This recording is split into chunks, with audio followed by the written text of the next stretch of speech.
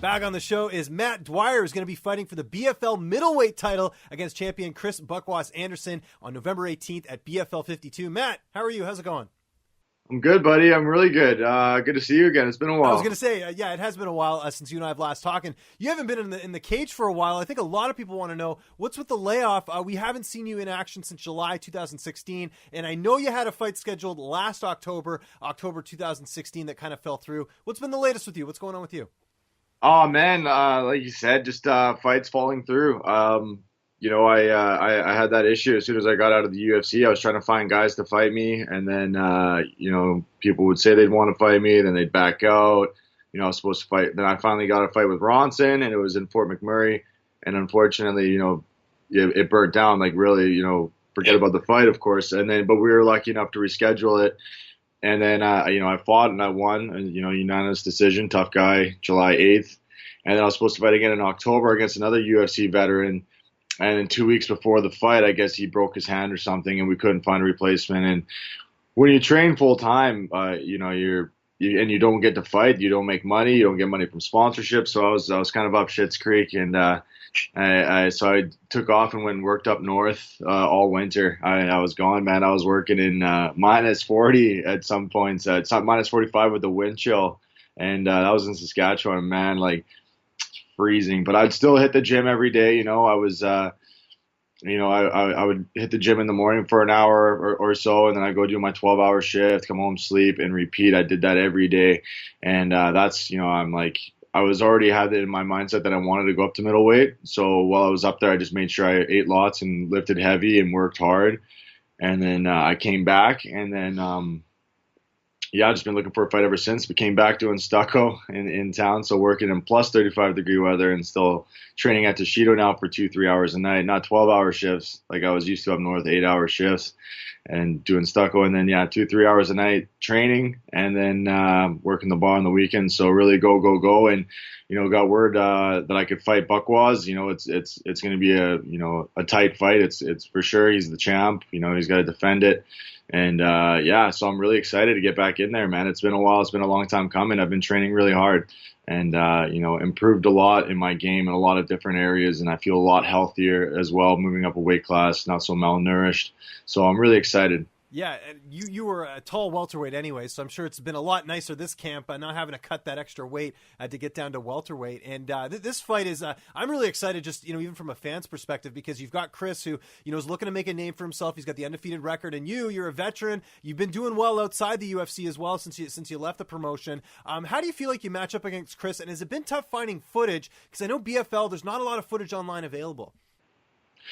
No, I mean, you can find some footage, right? There's, from people's cell phones or whatever they used to record with. And, I've seen enough, a couple of his fights already. And this is a really exciting fight in the making for the fans. Like this is one you don't want to miss. Like he's a brawler. He likes to go out there and just throw leather, right? Like that's kind of his thing. He's a really scrambly dude. He's given all these jiu-jitsu fighters that he's fought a really hard time, a difficult time submitting him. He gets up and, he's really relentless with his pace. And as far as I go, I'm in the same boat, right? I've been through wars. I've been there, man. And I grinding out against really tough guys and right to the bitter end, and back and forth. And there's no quitting me. I fight fire with fire. And Buckwas hasn't been up against a guy that is going to be bringing what I am to the table. So it's going to be new for him, and it's going to be it's going to be an all-around exciting fight. And since we last saw you in the cage, which is, I mentioned in July of last year, 2016, what would you say you've sort of improved on the most in the gym? Because you've been putting lots of time in there, and we just haven't been able to see it in the cage because you haven't fought.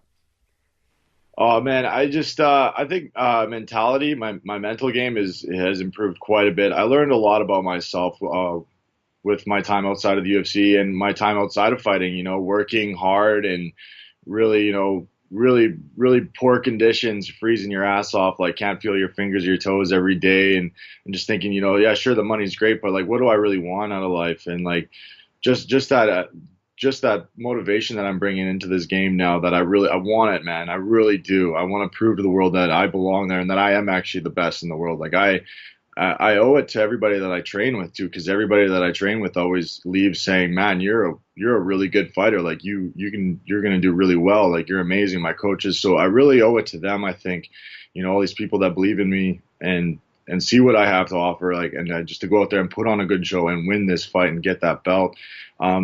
Things that I think I've really improved on. Jiu-jitsu as well. I think I've really gotten better at jiu-jitsu since I put on some size. Like, even going with the bigger guys, like techniques seem to flow a little easier. Things start to click a little bit better. Certain, situational sparring, like I do really well in, and my striking is always improving. There's just things that you can always improve on, and my reach, I'm really good at using my range, and that's something that Buckwaz hasn't been up against either. Like, sure, if he's longer than me, it won't matter. I fought guys longer than me, and I've still outjabbed him because I'm just really good at using my reach and dictating how I want the fight to go. And yeah, so I just all around, I think overall, but definitely my mental game is the strongest right now. Yeah, that's great. That's great to hear. And I'm sure, like you said, when you're up there, you're kind of getting perspective on life, like you were saying, because you can get pretty lonely up there, and you start to think about what's going on in your life. And the one thing I think people forget about you is you're still in your 20s. You're a young guy. Like, yes, you're not in the UFC anymore, but to get right back in there, there's still a good shot just with the fact that you're a young guy and you're still, in a new weight class. So I think there's a lot of promise here, especially with this fight. Now, you mentioned your training camp at Toshido. Who are some of the people you've been working with helping you get ready for this fight?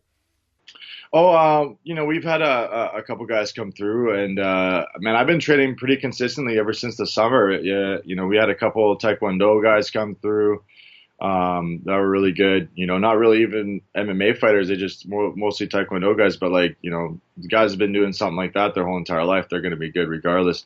And we had Cody Cron come through, and he was getting ready for a couple weeks. I think 2 weeks. And then he took off again. But, and that was, I don't think back in like July, maybe he was in that fight for Unified, right? I think that was yeah. So he was there, and I was grinding hard with him, and I haven't skipped a beat since. I got Stu Fontaine came down, Roy McDonald came through. I was training with him quite a bit, and just the guys around the gym. We have a young guy who's looking for an amateur fight. His name's Steve, and he was a really tough guy to train with. He's a lot of natural talent, and I got my pad holder, Matt Jelly. We work together quite a bit. Matthew Jelly holds the pads for me a lot, and we work on a lot of technique and just going hard on the pads, get a good sweat. My strength and conditioning coach, Sean Hawthorne at One Life, and then of course David Lee. We got a pretty tight knit group, and the boys at RDC Jiu Jitsu. I would do quite a bit of work. I would go to their club after Toshido because they're open a bit later, still training. Just how their hours work, and it works out great for me. I'll just keep my gear on and go over there already warmed up and hop in and start getting some rounds in. So I've had quite a bit of people to work with, and everything's feeling sharp. How much of a boost was it for your team when Sarah Morris got that win at UFC 215? A lot of people counting her out, and she had that layoff as well, and she went out there and put on a really good performance. Yeah, no, the whole morality at Toshido right now is amazing. Like, it's really good vibes all around. Like, we're all very confident in Sarah going out there and getting that win. We all figured she'd get the win for sure. She went through her little spell, but she's coming back. We're all coming back, man. Like, Toshido was, we had a lot of negative, we were stricken with some bad clauses, right? Like David Lee's wife, Melanie Lee, she had non-Hodgkin's lymphoma cancer. And we found that out. I was up north. I was away out of town working, trying to get ahead. And I hear that. So they were going through that. Everybody had their own issues in Toshido, right? And we're finally seeing the end of that, right? Melanie beat cancer, which is amazing. It's so incredible. So that's the biggest battle anybody could ever win, right? So good, it's amazing there. So the morality is up really good right now. Everybody just has each other's backs. We're all 100% behind Sarah. We knew we should get that win. Kevin Kellerman as well. He fought in Battlefield, and we had high expectations for him too, and he did really well there. He went out there and outperformed his opponent, 10-0. And unfortunately, the judges at BFL, right? That's something you got to keep in mind. Those judges, they like to favor those hometown kids because that was a bit brutal. So that's something in my mind. I'm pretty sure Buckwaz is pretty familiar down there. So I got to go out there with that. I got to make it obvious that I won that fight. Very obvious, if not, finish them. Yeah. No, I agree with that. And you know, I've been talking. I know. Yeah, you mentioned there briefly. You know, you're working. Is it a bar or a nightclub? What are you doing on the weekends? You were saying. Yeah, I work at Rose's Pub on the weekends. Okay. So How is that general, balancing those hours? You know, because that's at night, and obviously, you know, you want to train during the day. Is it pretty manageable for the most part? yeah, no, for sure. But like, yeah, it was like, dude, I had like, I'm surprised I had much fun as I did this summer because I work Monday to Friday doing stucco. Hard job. Ask anybody about stucco and they'll be like, yeah, like, try going to the gym after. It's pretty hard, but I would train 2-3 hours Monday to Friday after.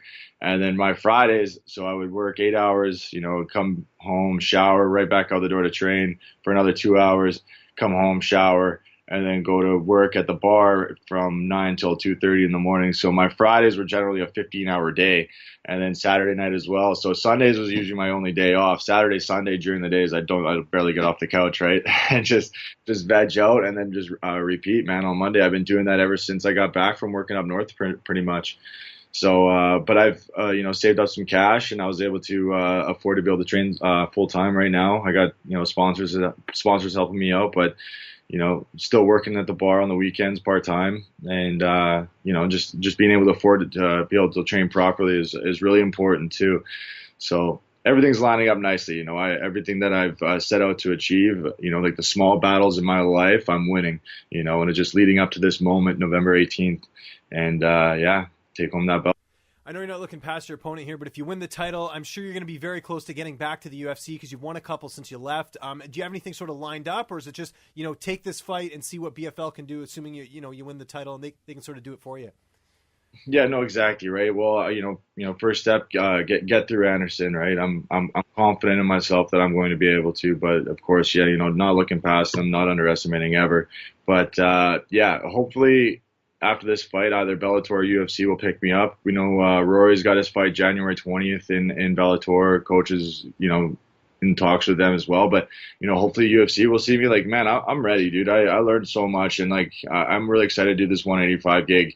And I think I'm going to be making some real big waves when I step in there. And I feel healthy because, every time I went out and fought before at 170, I would walk out there in my head thinking, I'm going to get tired. Like I felt skinny. Like I just felt like, just shrunken. So I'm really excited to see how 185 plays out. I feel stronger. I feel, I'm not so grumpy and all that. But, as far as after this fight goes and I, get that belt, hopefully, either if I don't get signed right away by UFC or Bellator, then, Jay will find me something for sure. And just play it by ear, man. One step at a time. Just don't stop working. That's the main thing. I tell you, Bellator needs some more Canadian fighters, and with Rory there, I don't know why they're not doing a show in Canada, and I think they got to start snagging some of these free agents up like yourself, because we're starving. The last Bellator show was in, I think, 2014 at Casino Rama. It's been forever since they've been back, so we need to see some MMA here.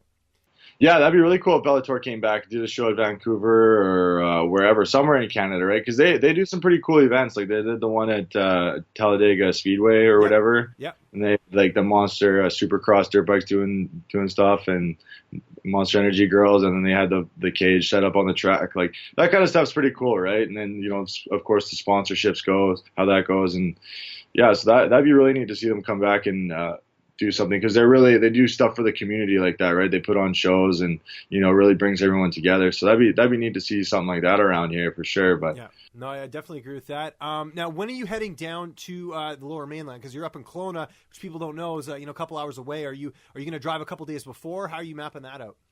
I think I'm going to fly down on nice. Thursday. And then stay at one of my buddies' places and then just do the weight cut down there because they do the 12 o'clock weigh-ins now, which would be sweet. So I want to do the 8% thing too, right? Where you have to be within the weight limit.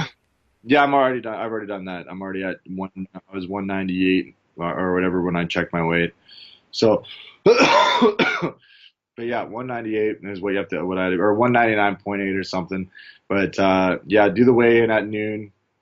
Get that out of the way so I can just actually start rehydrating, relax, and then I think they do another weigh-in at 5, and then I'll probably have to be there for that and to square off again. Okay, good stuff. Just relax. Yeah, for sure. But before I let you go, are you watching any TV right now at all? I know you're a busy guy. Are you getting any downtime at all to watch any TV?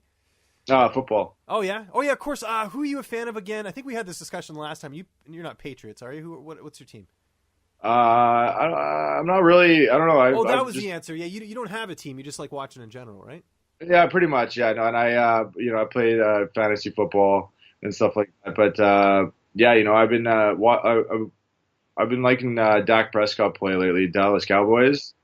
That's been a lot of fun to watch actually. A lot of good teams, man. Like yeah, I enjoy the athleticism. Like Russell Wilson. I've never really been a big fan of the Seahawks because but he had a good game last game against what it was Houston. But yeah, no, I've been enjoying the games. I've always liked Brady, like how he stays in the pocket and makes nice clean passes, and I found that fun to watch as well. Everybody doesn't like him because I guess all the cheating and stuff, but you can't diss that, hanging out in the pocket and tossing the ball, right, and making plays like that. So I enjoy the athleticism. Cool. Well, I'll let you get back to football, and I thank you very much for taking the time today, Matt. I really appreciate it. Just remind people where they can get a hold of you on social media, and if you have any sponsors or shout outs or anything like that, man, the floor is yours. Take your time. Yeah, man. I just like to give a big shout out to my man Tony Alamonte, A. Alamonte's Plastering and Stucco. If you're in Kelowna, give him a shout. You'll get the job done right. And I got Kelowna Laser Hair Removal, GR Leasing in Edmonton. Evolve Nutrition. I got One Life Fitness. My coach Sean Hawthorne let me train there. All my guys, I really thank you from the bottom of my heart, making it easy for me to train full time and just focus on what I need to do to get the job done. Without you guys, I couldn't do it without you, of course. So thank you all.